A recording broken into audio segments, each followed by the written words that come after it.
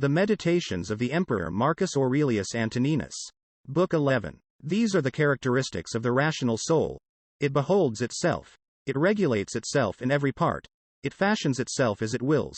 The fruit it bears itself enjoys, whereas the products of plants and of the lower animals are enjoyed by others. It reaches its individual end, wheresoever the close of life may overtake it. In a dance or an actor's part, any interruption spoils the completeness of the whole action. Not so with the rational soul. At whatever point in its action, or wheresoever it is overtaken by death, it makes its part complete and all-sufficient, so that it can say, I have received what is mine. Also it ranges through the whole universe, and the void around it, and discerns its plan. It stretches forth into limitless eternity, and grasps the periodical regeneration of all things, seeing and comprehending that those who come after us will see nothing new, and that those that went before saw no more than we have seen. Nay, a man of 40, of any tolerable understanding, has, because of the uniformity of things, seen, in a manner, all that has been or will be. Characteristic of the rational soul also are love to all around us, truth, modesty, and respect for itself above all other things, which is characteristic also of the general law. Thus there is no discordance between right reason and the reason of justice.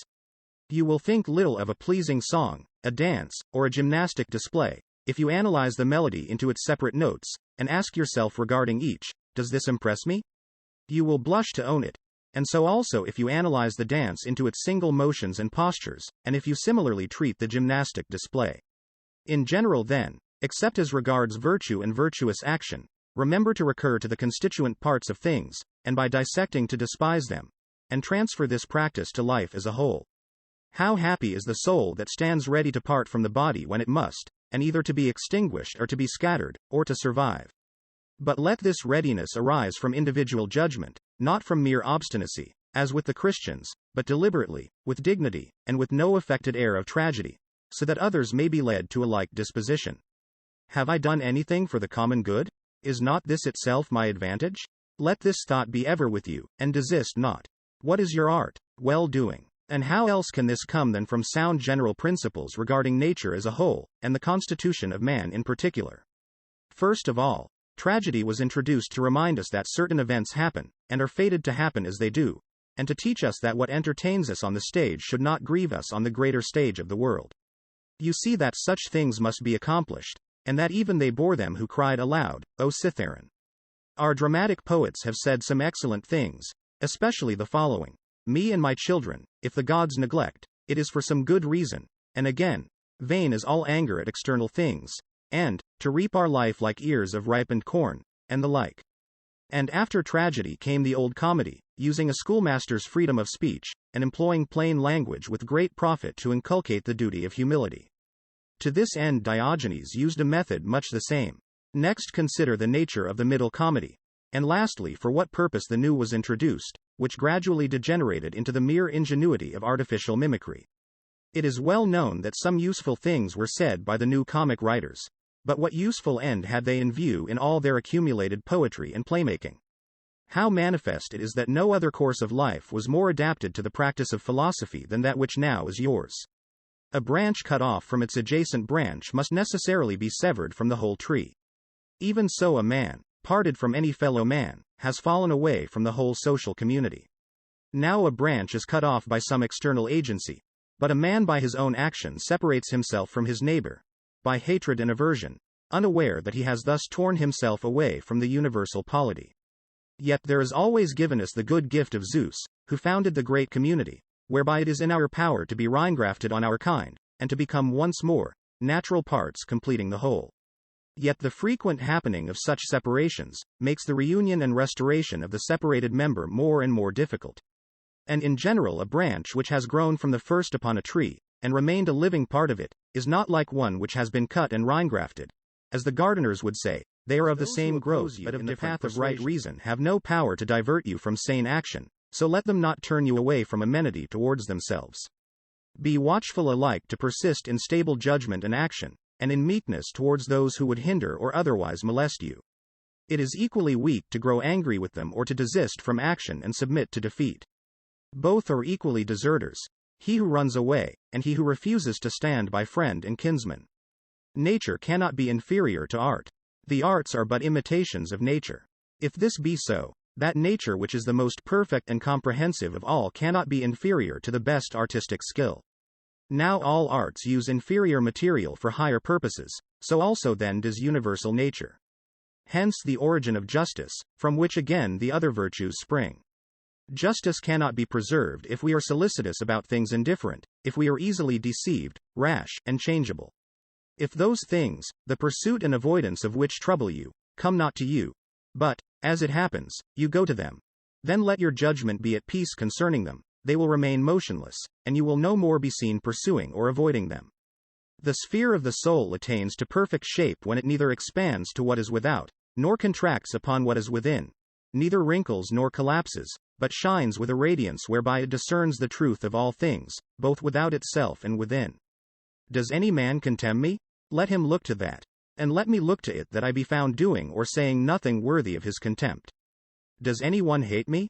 That is his affair. I shall be kind and good-natured to every one, and ready to show his mistake to him that hates me, not in order to upbraid him, or to make a show of my patience, but from genuine goodness, like Phocion, if he indeed was sincere. Your inward character should be such that the gods may see you neither angry nor repining at anything. What evil is it for you now to act according to your nature, and to accept now what is seasonable to the nature of the universe? You, a man appointed to do some service for the common good? Although they despise, yet they flatter one another. Although they desire to overtop, yet they cringe to one another. How rotten and insincere is his profession who says, I mean to deal straightforwardly with you. What are you doing, man? There is no need for such a preface. It will appear of itself. Such a profession should be written clearly on your forehead. A man's character should shine forth clearly from his eyes, as the beloved sees that he is so in the glances of those that love him.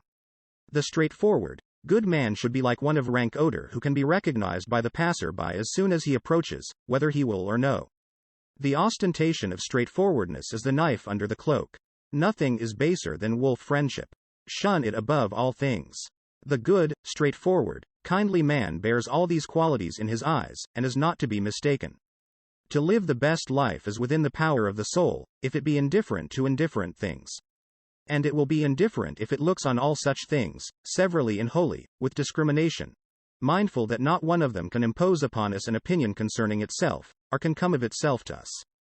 Things stand motionless without, and it is we that form opinions about them within, and, as it were, write these opinions upon our hearts. We may avoid so writing them, or, if one has crept in unawares, we may instantly blot it out.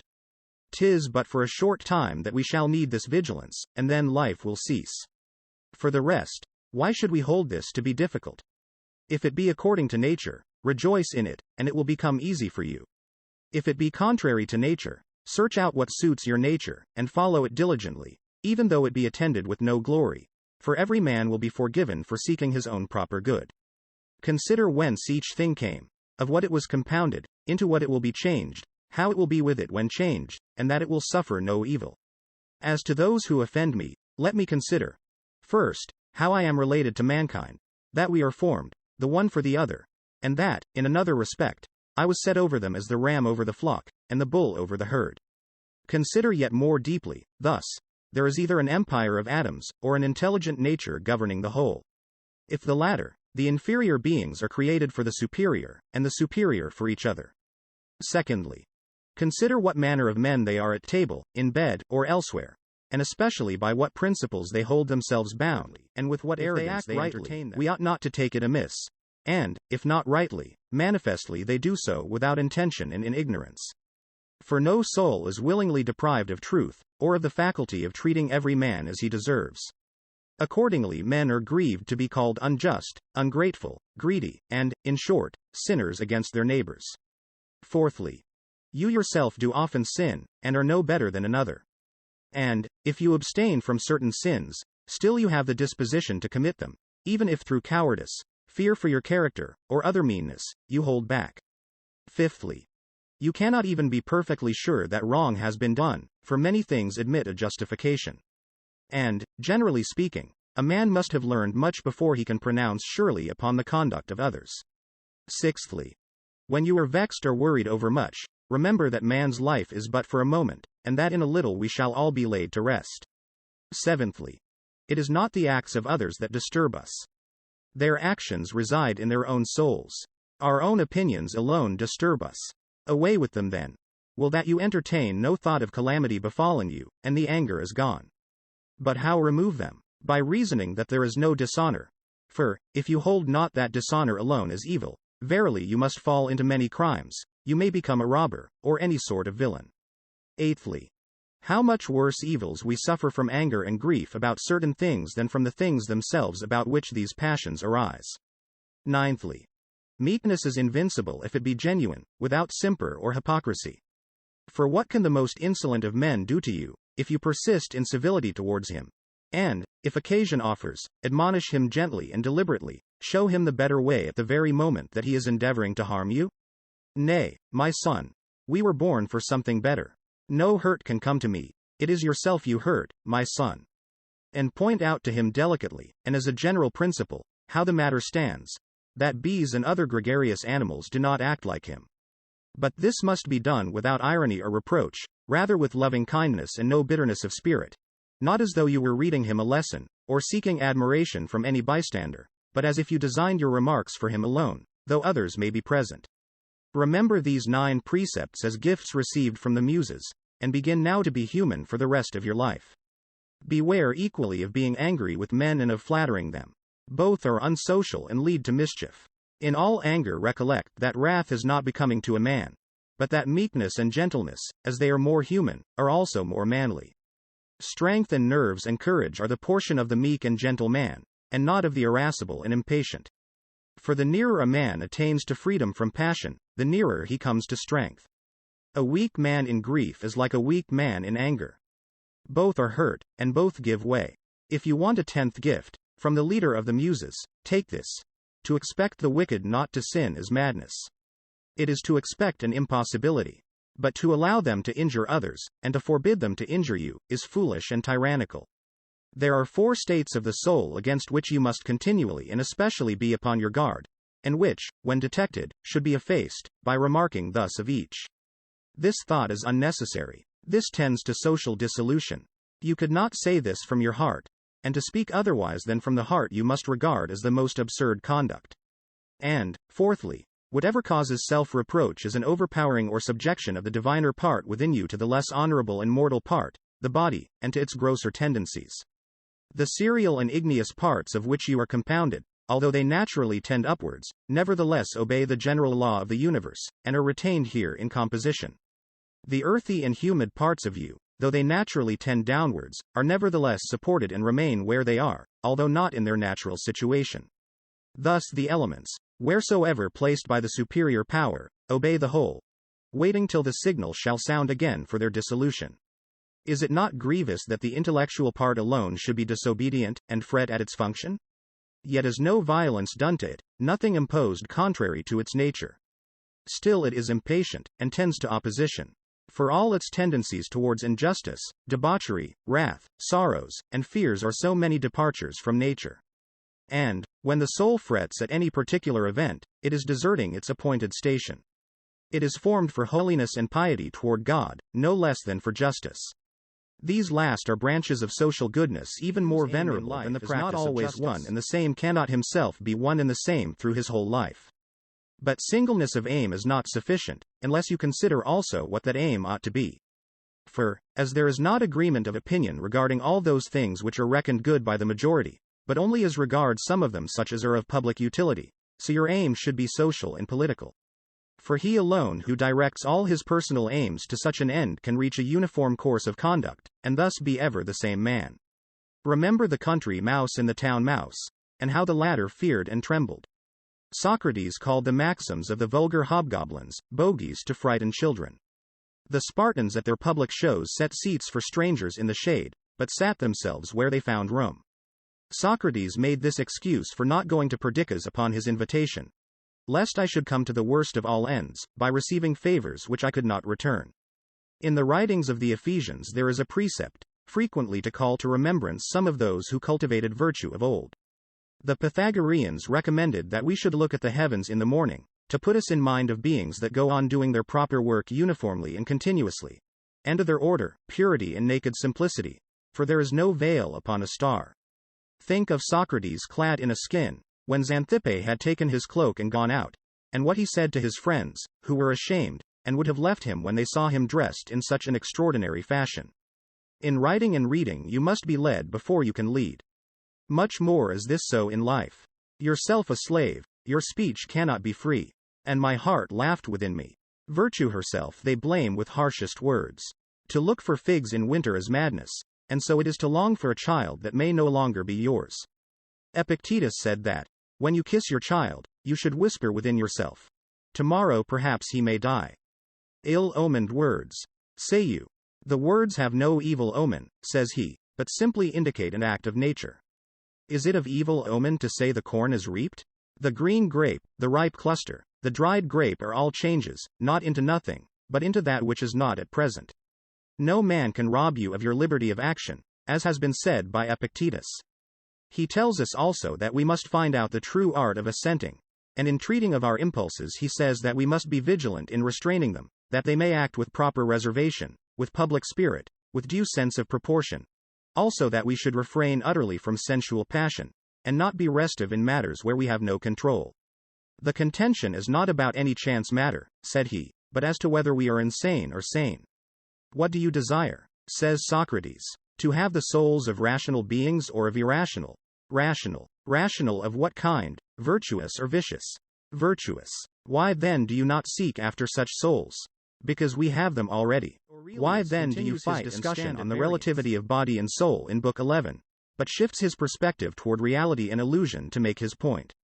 To this end, he proceeds to examine the properties of the rational soul, by which it recognizes, understands, and thereby owns itself as its only true and enduring property.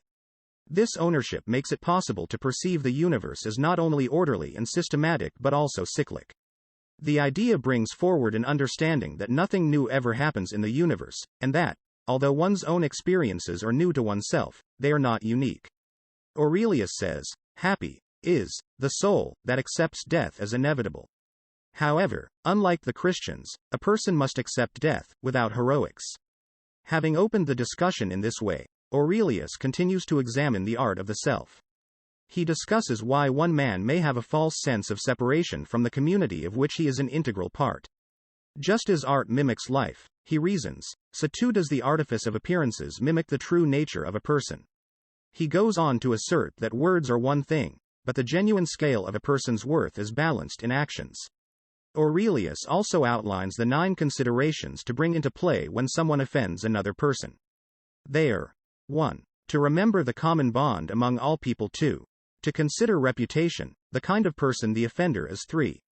To remember that wrongdoing is often a matter of ignorance. 4. To remember that one's own self also offends. 5. To be aware that all the circumstances leading to the offense may not be known. 6. To remember how brief life is. 7. To know that a discipline of perception makes one realize that it is not the person who has offended one, but only one's perception of the offense. 8. To remember that being angry does harm to a person. 9. To rest assured that a genuinely good disposition is an invincible shield from any harm. The implication is that no one can harm a person's soul unless the person allows it to happen, even though harm to the body is presented by Stoic teacher. Please like and subscribe to our channel and click the bell icon to get new Stoic updates.